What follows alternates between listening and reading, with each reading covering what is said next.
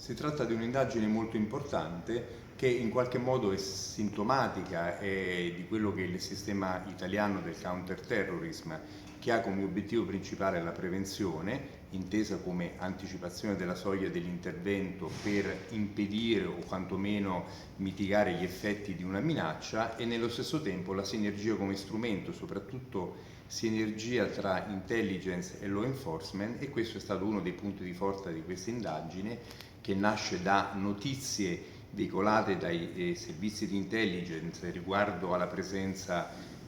nella provincia di Genova di un soggetto legato all'autore dell'attentato all'ex sede Charlie Hebdo del settembre 2020, e sulla base di queste informazioni, che poi si è andato arricchendo, è nato parallelamente un procedimento penale che ha condotto alle misure che sono state eseguite nella giornata odierna.